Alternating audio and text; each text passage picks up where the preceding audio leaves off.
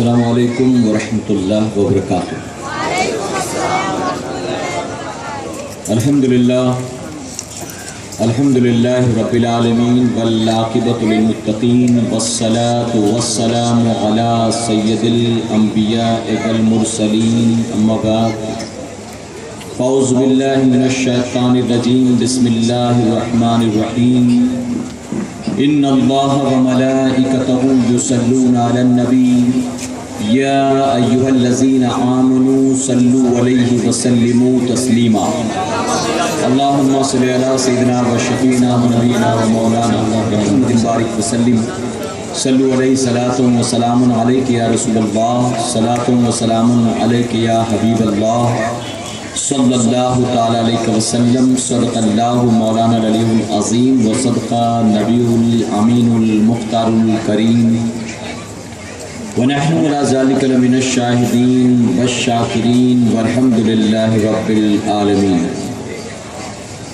باد توحید کے متوالو، شمع رسالت کے پروانوں، غوث و خواجہ اور رضا کے چاہنے والوں، آئیے سب سے پہلے ہم اور آپ نہایتی ادب اور احترام کے ساتھ اپنے اور ساری کائنات کے مرکز عقیدت جناب محمد رسول اللہ صلی اللہ تعالی علیہ وسلم کی بارگاہ بے کس پناہ میں جس طرح سے میں آپ کو پڑھاؤں، میرے ساتھ مل کر بآواز بلند ہدیہ غلامی درود و سلام کے انداز میں پیش کریں۔ پڑھیں الصلاۃ والسلام علیک یا رسول اللہ۔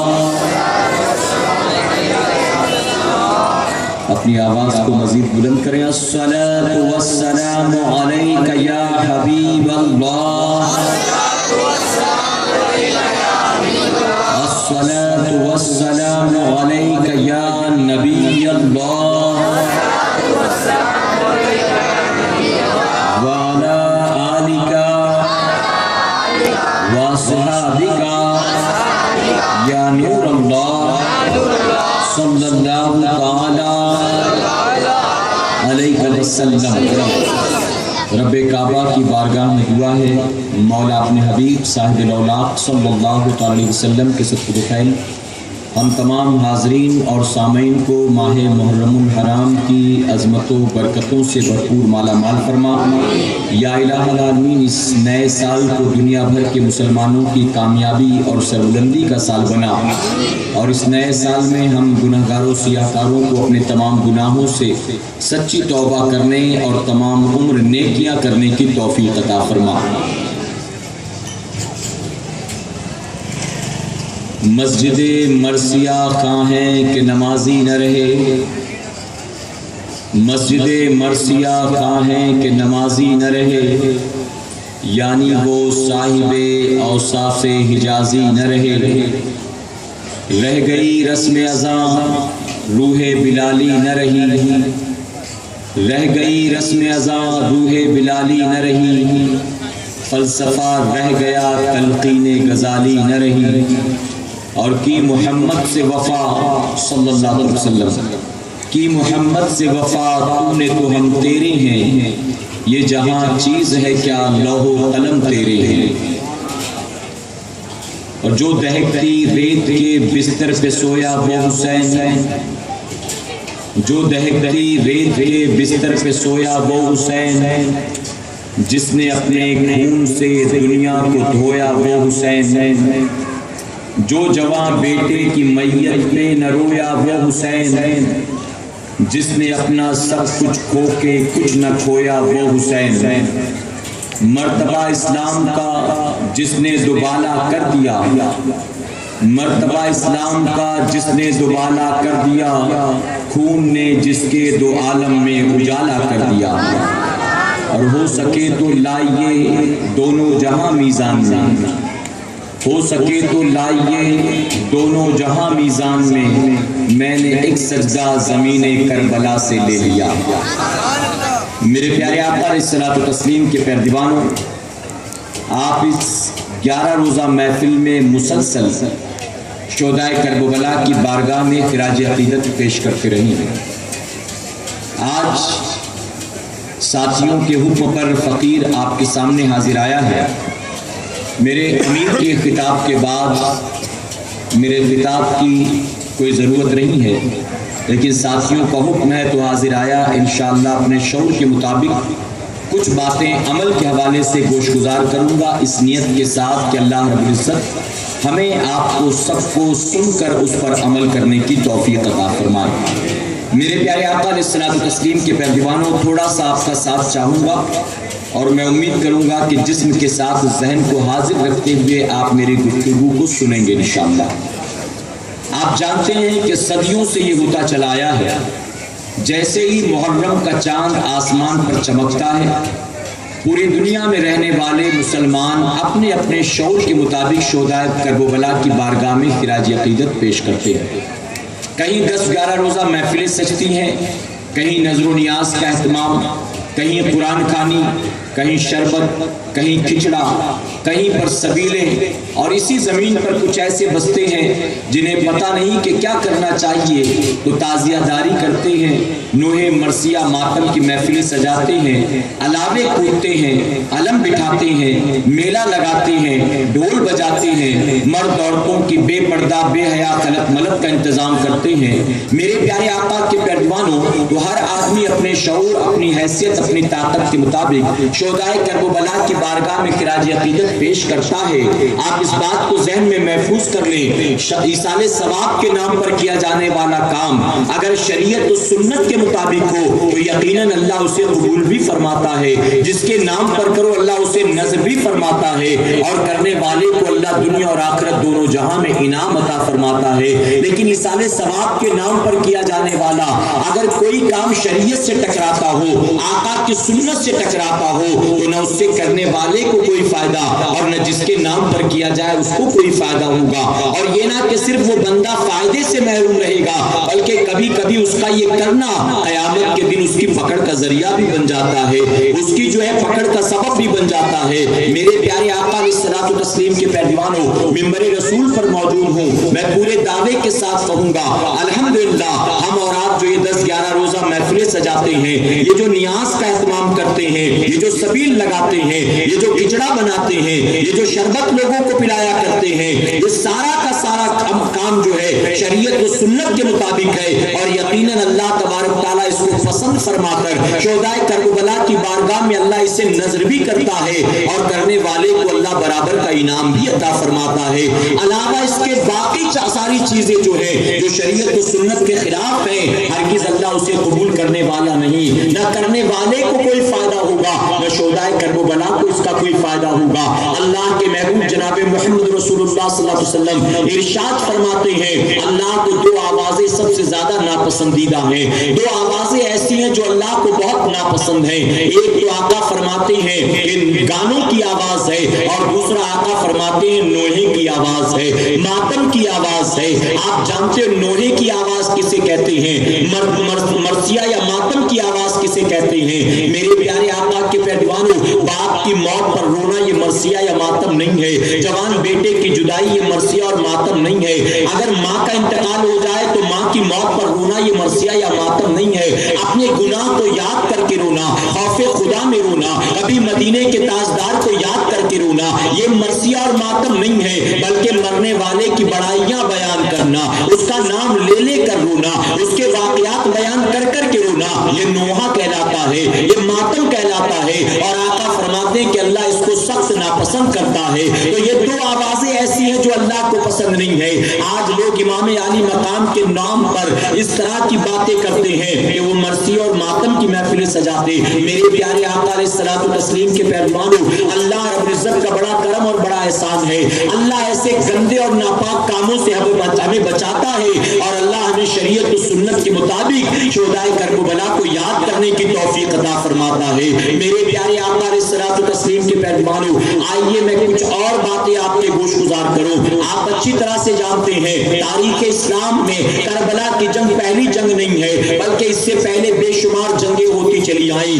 آپ اسلام کی پہلے جنگ عظیم کا جائزہ لیں، آپ جنگ بدر کے بارے میں جانتے ہیں، آپ جانتے جنگ احد میں بے شمار صحابہ اکرام شہید کیے گئے، آقا کا دندان مبارک بھی شہید ہو گیا، ساتھ ہی ساتھ آقا کے چہیتے چچا حضرت امیر حمزہ کو شہید کیا گیا، ان کے کلیجے کو چبایا گیا۔ اسی طرح سے غزوہ حنین ہے، غزوہ خیبر ہے، غزوہ خندق ہے، بے شمار جنگیں ہیں، لیکن میرے پیارے آقا کے پیروانوں کسی جنگ کو اتنا اہتمام کے ساتھ نہیں منایا جاتا ہے جتنا اہتمام کے ساتھ جنگ کربلا کو منایا جاتا ہے۔ آخر بات کیا ہے؟ یہ ساری بھی تو جنگیں ہیں، اس میں بھی مسلمانوں نے اپنی جانوں کا نذرانہ پیش کیا، لیکن ان جنگوں کو اتنا اہتمام کے ساتھ ہر گلی محلے میں نہیں منایا جاتا ہے، اس جنگ کو ہر گلی محلے میں اہتمام کے ساتھ منایا جاتا ہے۔ جانتے اس کی وجہ کیا ہے؟ میرے پیارے آقا علیہ الصلوۃ والتسلیم کے پیروانوں، حق و باطل کی جنگ کا سلسلہ اسی وقت سے شروع ہو گیا جب اللہ رب العزت نے حضرت آدم علیہ السلام کو پیدا فرمایا تھا۔ آدم علیہ السلام جو ہے، اللہ نے جب آپ کو پیدا کیا، آپ کے مقابلے میں باطل کی شناخت اور پہچان بن کر شیطان مردود آ کر کھڑا ہو گیا، تو اس وقت جنگ کا سلسلہ شروع ہو گیا۔ ایک طرف حق کا علم بردار ہے آدم علیہ السلام کی شکل میں، اور ایک طرف شیطان مردود ہے جو باطل کی پہچان ہے۔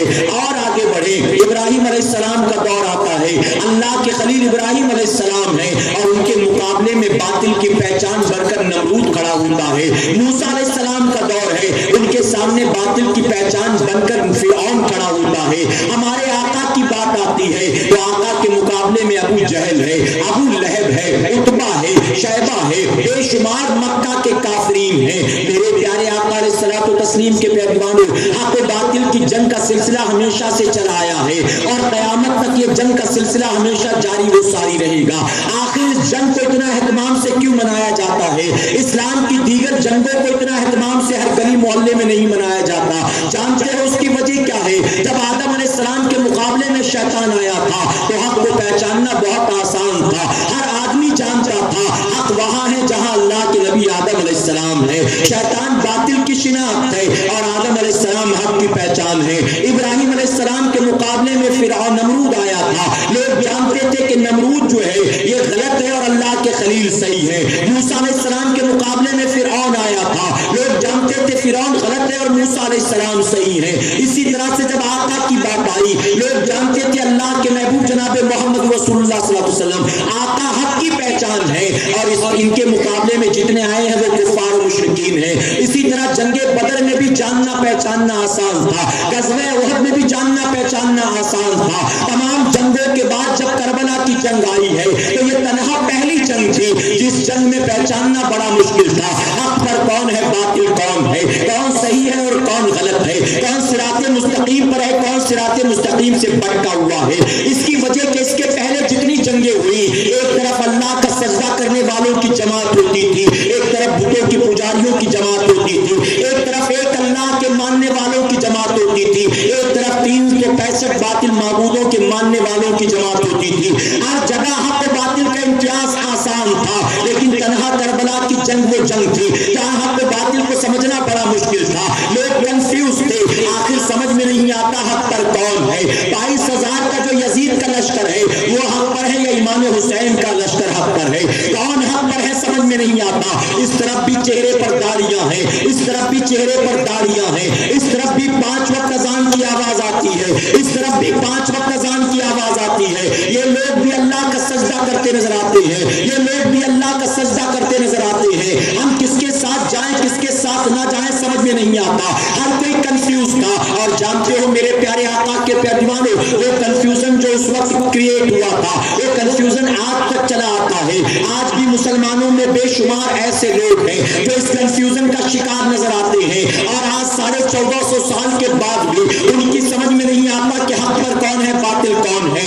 آج بھی وہ کنفیوز ہیں، امام حسین حق پر تھے کہ یزید حق پر تھا، اور جانتے اسی کنفیوژن میں مبتلا آج کی ایک بہت بڑی جماعت ہے، ایک بہت بڑا فرقہ ہے جسے غیر مقلد کا فرقہ کہتے ہیں، اپنے آپ کو جو اہل حدیث کہتے ہیں۔ یہ گروہ آج بھی کنفیوز ہے، اور جانتے ہو آج بھی پوری طاقت لگا کر یہ اس بات کو ثابت کرنے کی کوشش میں لگا ہے حسین غلط تھے اور یزید حق پر تھا معاذ اللہ۔ یہ یزید کو معاذ اللہ امیر المومنین کہتے ہیں، یہ یزید کو معاذ اللہ رضی اللہ تعالیٰ عنہ کہتے ہیں، یہ حسین کو کہتے ہیں کہ حسین معاذ اللہ تخت و تاج کی لالچ میں کربلا کے میدان میں آئے تھے، حسین خلافت کی لالچ میں کربلا کے میدان میں آئے تھے۔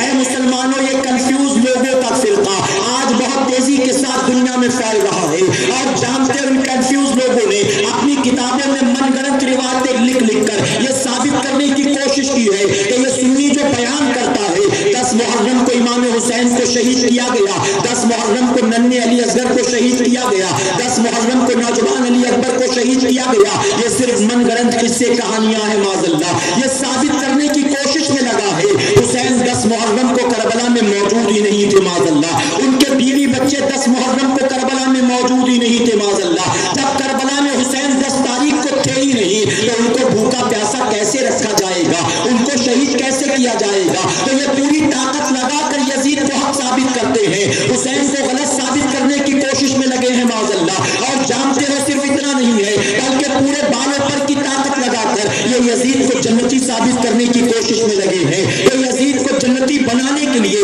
मनगढ़ंत रिवायतें और मनगढ़ंत हदीसें ला कर पेश करते हैं। मेरे प्यारे आका अलैहिस्सलातु तस्लीम के प्यारे दीवानों, इन्हीं गैर मुक़ल्लिदीन के गिरोह का एक मुबल्लिग है जिसका नाम डॉक्टर जाकिर नाइक है। आप देखो वो डॉक्टर है, उसके पास डॉक्टरी की डिग्री है, लेकिन इसके बावजूद आप देखोगे अगरचे वो खुद डॉक्टर है लेकिन शक्ल से पैदाइशी बीमार नजर आता है। ऐसा लगता है पता नहीं कौन सी बीमारी लग गई इसको। अब इस बीमारी का इलाज इसका जमीन पर नहीं हो सकता है, इसकी बीमारी का इलाज कब्र के अंदर फरिश्ते करने वाले हैं। जमीन पर कोई डॉक्टर नहीं जो इसकी बीमारी का इलाज कर ले। अरे सूट बूट तो पहन लेता है लेकिन शक्ल तो वही भंगियों वाली नजर आती है। सूट बूट पहनकर कोई फिरंग नहीं बन जाता है, सूट बूट पहनकर कोई हीरो नहीं बन जाता है, सूट बूट पहनकर कोई जेंटलमैन नहीं बन जाता है, बल्कि सूट बूट पहनकर भी देखो चेहरे पर दिन रात लानत ही बरसती नजर आती है। ऐ मुसलमानों को इस्लामिक स्कॉलर हो और चेहरे पर लानत बरसती हो, हरगिज मुमकिन नहीं हो सकता है। हम अपनी जमात के उलमा की बात नहीं करते, अपनी जमात के अकाबरीन की बात नहीं करते, हम अपनी जमात के इस्लामिक स्कॉलर्स की बात नहीं करते। अगर सुन्नियों के बच्चों को भी देखोगे, अगर उसके चेहरे की रंगत काली कलूटी भी होगी, लेकिन फिर भी आप पाओगे अल्लाह सुन्नी के बच्चे के चेहरे को नूर अता फरमाता है। और जानते हैं नूर क्यों मिलता है? इसकी वजह कि सुन्नी अपने नबी को नूर मानता है। और सिर्फ नबी को नूर नहीं मानता बल्कि सुन्नियों का तो अकीदा है तेरी नस्ल पाक में है बच्चा बच्चा नूर का, तेरी नस्ल पाक में है बच्चा बच्चा नूर का, तू है आईने नूर तेरा सब घराना नूर का। तो जो नबी को नूर मानता है अल्लाह उसके चेहरे को नूर अता फरमाता है। और कोई कितना बड़ा स्कॉलर क्यों ना बन जाए, नबी को नूर नहीं मानता तो उसके चेहरे पर नूर नहीं बल्कि लानत बरसा करती है। आप इस डॉक्टर की शक्ल देख सकते हो। ऐ सरकार मदीना अलैहिस्सलातु तस्लीम के प्यारे दीवानों, साथ ही मैं अर्ज करना चाहूंगा आज हमारा नौजवान तबका, आज कॉलेज जाने वाला तबका, आज यूनिवर्सिटी में पढ़ने वाला नौजवान बहुत जल्दी इसकी अंग्रेजी सुनकर मुतासिर हो जाता है, उसकी अंग्रेजी से इंप्रेस हो जाता है। सुनो, हम और आप हिंदुस्तान में पैदा हुए, ये डॉक्टर बाबू भी हिंदुस्तान में पैदा हुए, और हिंदुस्तान में जो पैदा हुआ है उसको यहाँ पैदा होने के बाद अंग्रेजी सीखना पड़ा है, ABCD जाकर पढ़ा है तब जाकर अंग्रेजी बोलना सीखा है।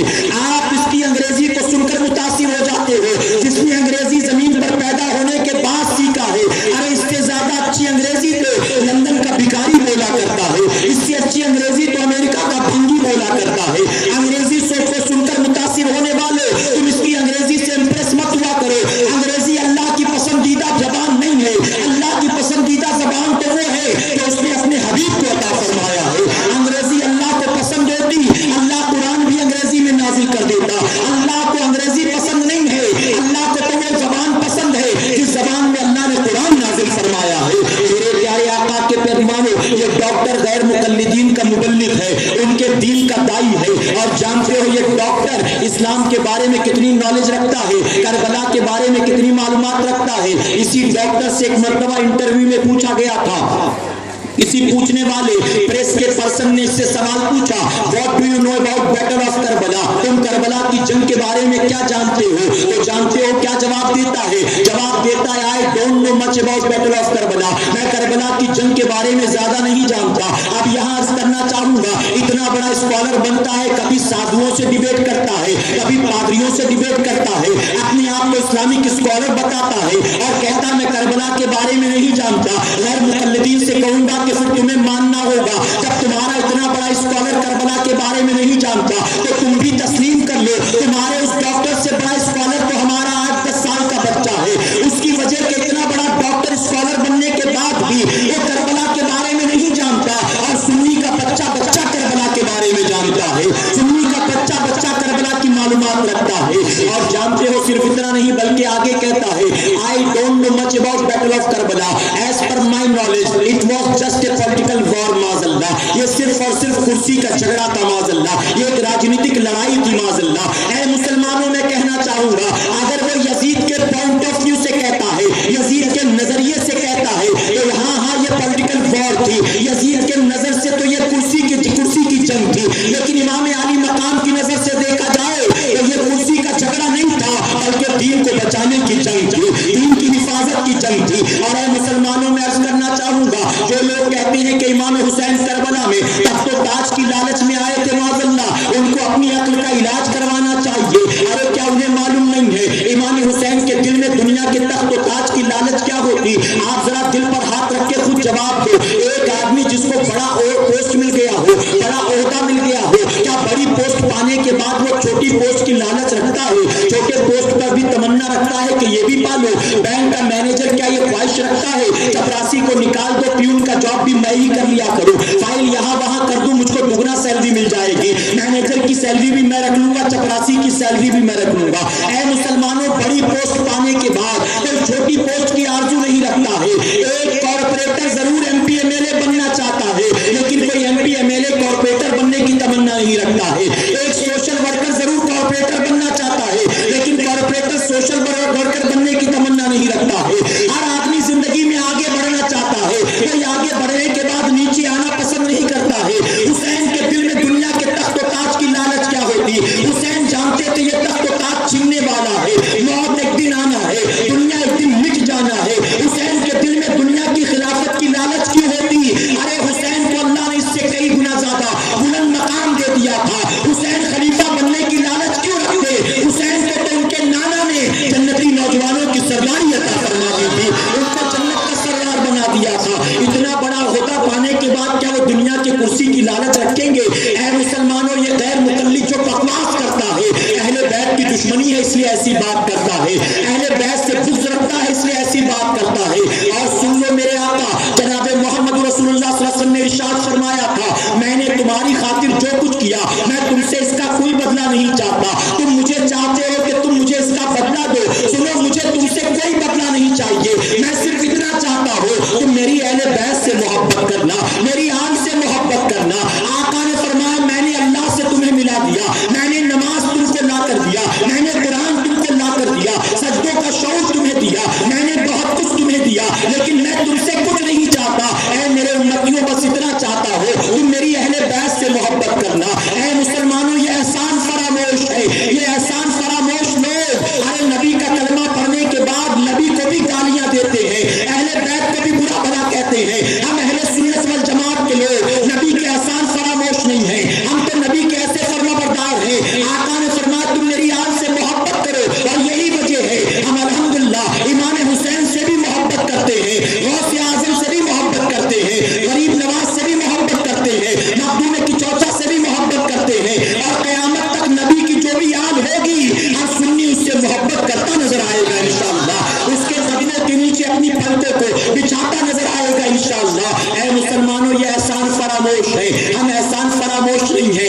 और इसीलिए इनकी खातिर बरेली के ताजदार फरमाते हैं, और तुम पर मेरे आका की इनायत न सही, और तुम पर मेरे आका की इनायत न सही, यूं तो बेशुमार इनायतें हैं, लेकिन एहसान फरामोश हो अगर तुम कहते हो कोई इनायत कोई करम नहीं है। ये बरेली के ताजदार फरमाते हैं, और तुम पर मेरे आका की इनायत न सही। अरे नजदियों कलमा पढ़ाने का भी एहसान गया, नजदियों कलमा पढ़ाने का भी एहसान गया, और आगे फरमाते हैं, आज ले इनकी पनाह, आज मदद मांग इनसे, आज ले इनकी पनाह, आज मदद मांग इनसे। कल न मानेंगे क़यामत में अगर मान गया, कल न मानेंगे क़यामत में अगर मान गया। ऐ मुसलमानों, ये कहते हैं हुसैन खिलाफत की लालच में आए थे, हुसैन तख्त व ताज की लालच में आए थे।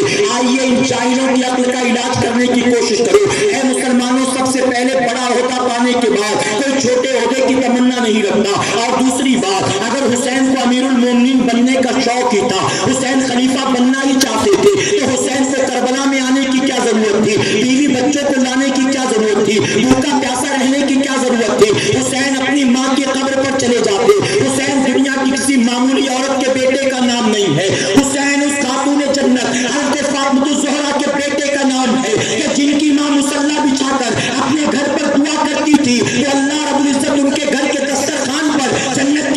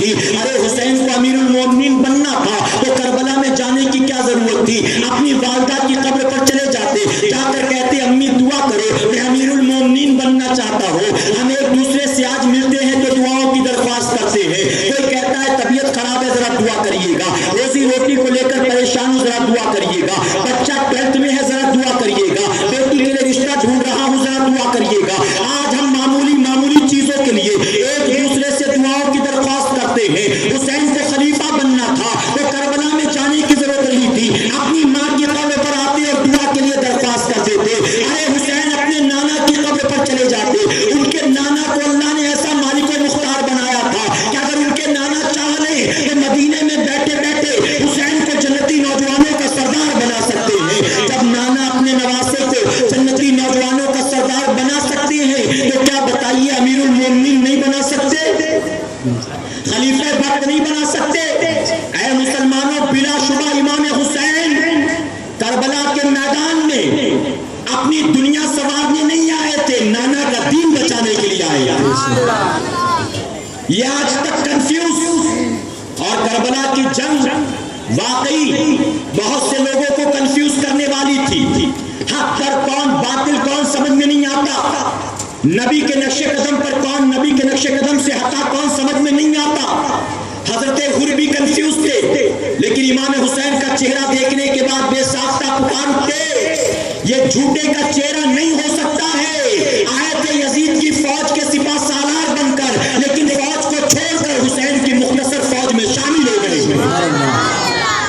میرے پیارے آقا کے پیروانوں, حق و باطل کا فرق سمجھ میں نہیں آتا تھا.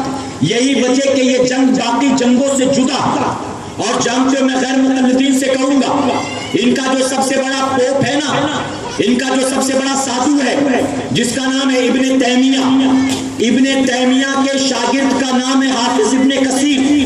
حافظ ابن کثیر نے ایک کتاب لکھی, یوں تو بے شمار کتابیں لکھی, لیکن ایک کتاب جس کا نام ہے البدایہ والنہایہ, اس کتاب میں حافظ ابن کثیر نے, یہ اسی فرقے کا ہے جس فرقے والے یزید کو جنتی مانتے معاذاللہ, یزید کو امیر المومنین مانتے معاذاللہ, اسی فرقے کے بانی کا شاگرد اپنی کتاب البدایہ والنہایہ میں یزید کا سارا کچا چٹا بیان کرتا. لکھتے ہیں یزید وہ پہلا مسلمان تھا جس نے اپنے چہرے سے داڑھی کو منڈایا تھا.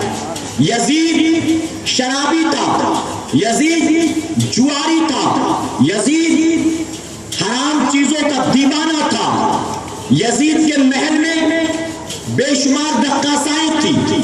رقاصہ سے مراد ناچنے والیاں, جسے آج کے دور میں آپ ہیروئنز کہہ سکتے ہو. بہت ساری ہیروئنیں تھیں اس کے یہاں, جن کو باقاعدہ تنخواہ دی جاتی تھی مہینے بھر ناچنے کے لیے, جسم کی نمائش کے لیے.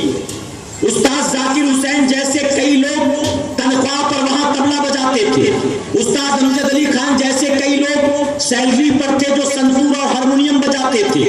استاد بسم اللہ خان جیسے کئی لوگ تھے جو تنخواہ پر وہاں شہنائی بجاتے تھے. اے آر رحمان کی طرح کئی میوزک ڈائریکٹر وہاں تھے جن کو تنخواہیں ملتی تھی, اور جب بھی رات آتی تھی تو یہ ناچ گانے کی محفلیں سجاتا تھا. یہ طبلہ بجاتے ڈھول گھنگرو کی آواز آتی تھی اور رقاصائیں رات بھر ناچا کرتی تھی. ہر مہینے ان کو بھاری تنخواہ دی جاتی تھی. اس طرح سے حافظ ابن کثیر نے لکھا کہ روزانہ رات گزرتی تھی شراب, شباب اور کباب کی محفل میں گزرتی تھی.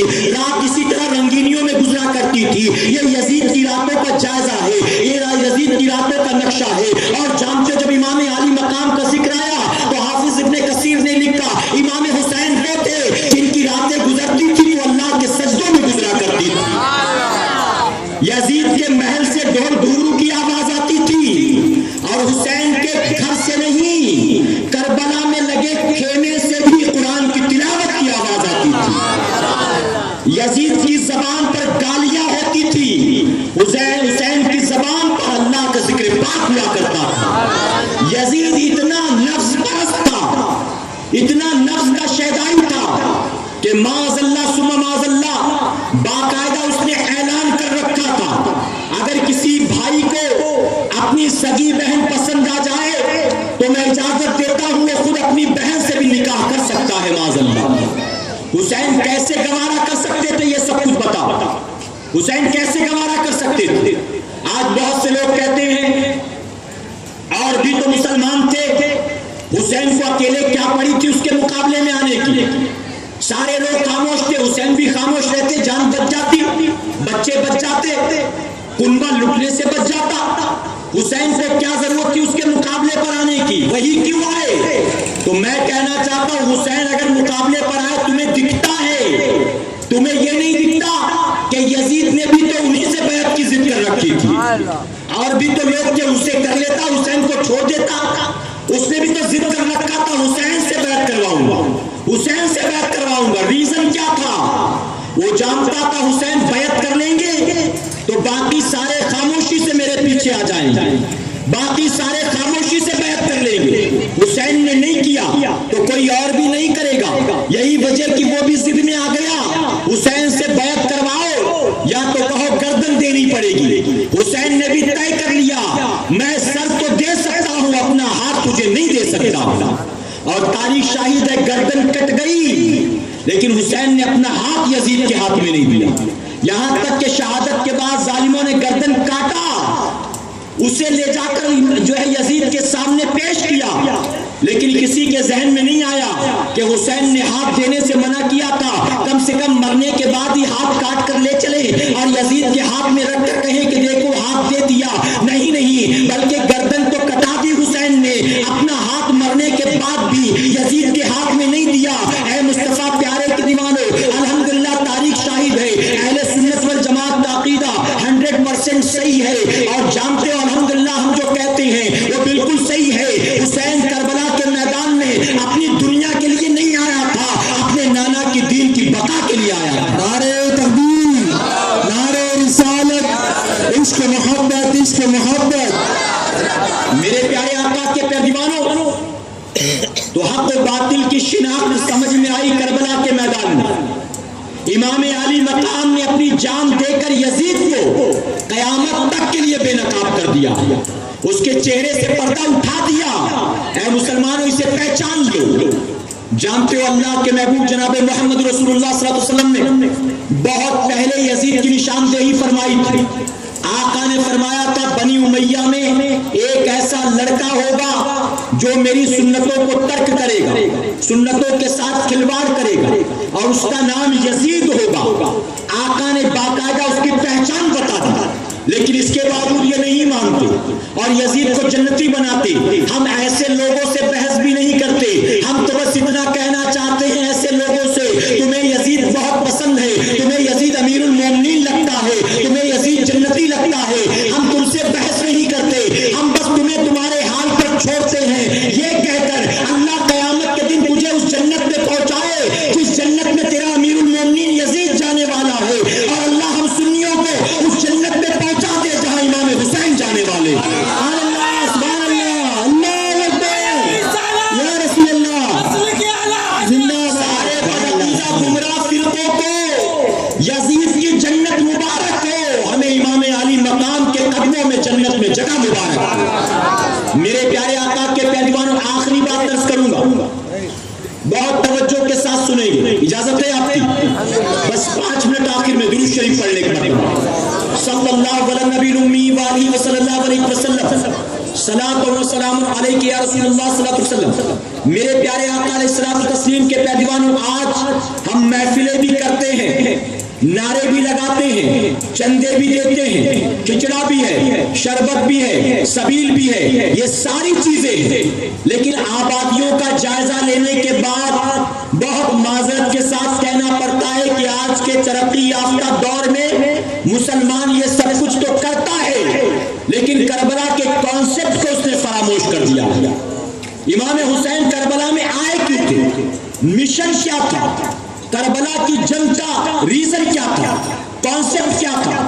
علماء سے سنتے ہو، نعرے بھی لگاتے ہو، ننھے علی اصغر کا تذکرہ سن کر دل نرم بھی ہوتا ہے، آنکھیں نم بھی ہوتی ہیں، لیکن اے سنیوں میں پوچھنا چاہتا ہوں کیا ہم صرف انہی 11 دنوں کے لیے حسینی ہیں؟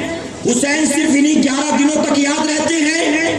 کربلا صرف انہی 11 دنوں تک یاد رہتی ہے؟ ارے ان 11 دنوں کے بعد جب فلمیں دیکھنے جاتے ہو تو حسین کیوں نہیں یاد آتے ہیں؟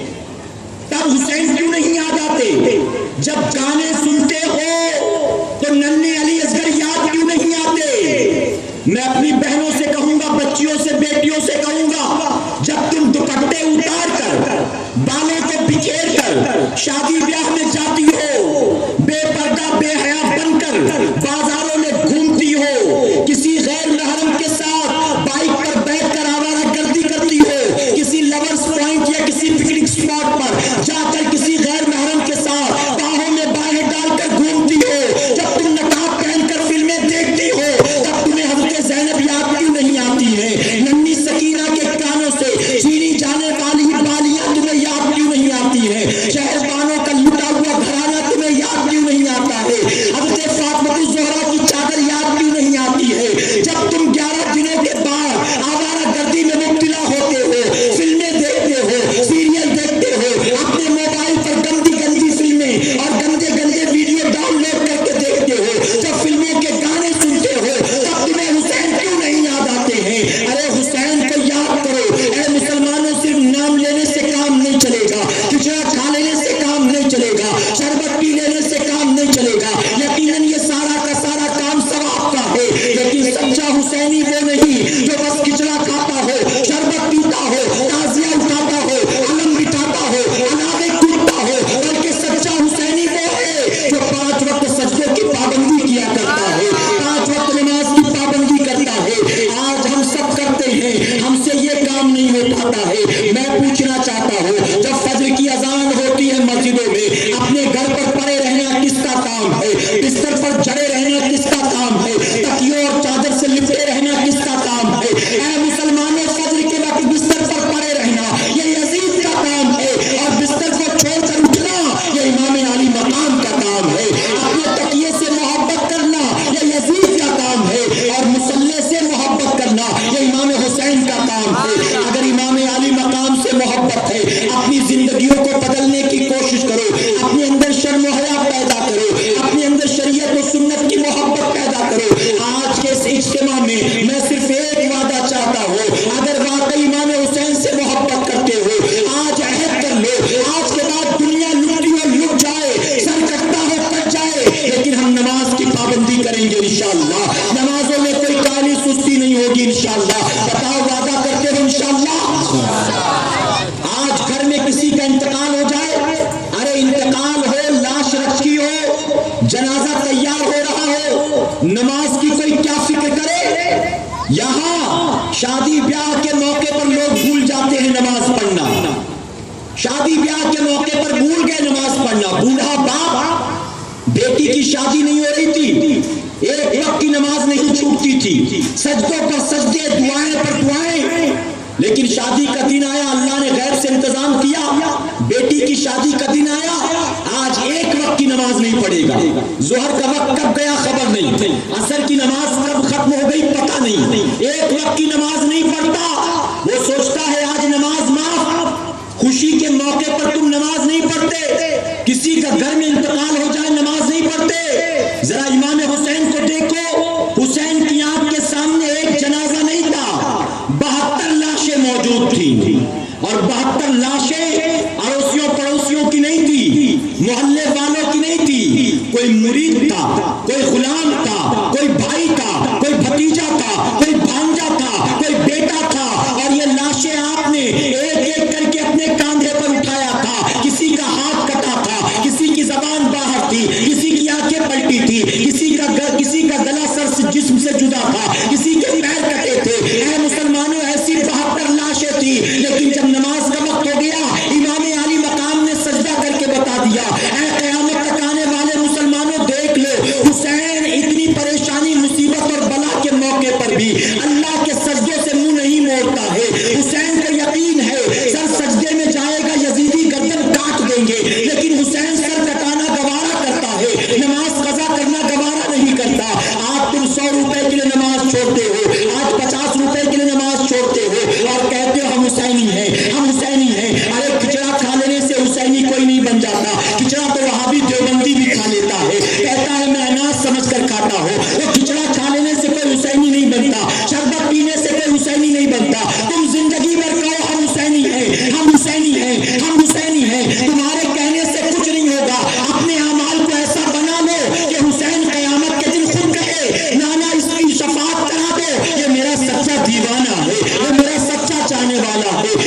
اپنے حبیب کے نالین کے صدقۃ الفیل ہمیں آپ کو سب کو کہنے سننے سے زیادہ عمل کرنے کی توفیق عطا فرمائے۔ میرے پیارے آقا کے پہلوانوں، اللہ نے جو کچھ توفیق عطا فرمائی، مختصر وقت میں اپنے شعور کے مطابق چند باتیں میں نے آپ کے گوش گزار کی۔ میں امید کرتا ہوں جو کچھ میں نے کہا آپ اس پر ضرور عمل کی کوشش کریں گے انشاءاللہ۔ 5 وقت نماز کی پابندی، سارے محبت سے کہیں انشاءاللہ۔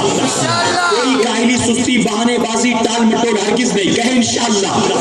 اور یہ نہ کہیں کہ کل سے، پرسوں سے، جمعہ سے، رمضان شریف سے، بالکل نہیں۔ رات کو جا کر سو تو بس اس نیت کے ساتھ کہ فجر میں اٹھنا ہے انشاءاللہ، اٹھیں گے انشاءاللہ۔ میرے پیارے آقا کے پہلوانوں، آپ کے بالکل قریب یہ جو مدرسہ ہے، اس مدرسے میں ہر بدھ کو سنی دعوت اسلامی کا ہفتہ وار اجتماع ہوا کرتا ہے۔ گزارش ہے کہ ہر بدھ کو بعد نماز عشاء ہونے والے ہفتہ وار اجتماع میں آپ کثیر تعداد میں شرکت کریں اور سنی دعوت اسلامی کا عالمی سالانہ سنی اجتماع اس سال انشاءاللہ آنے والے مہینے کی 14، 15 اور 16 تاریخ کو ہوگا۔ 14، 15، 16 دسمبر کو وادی نور آزاد میدان کا 22واں سالانہ سنی اجتماع ہوگا۔ 14 تاریخ جمعہ ہے حسب معمول انشاءاللہ۔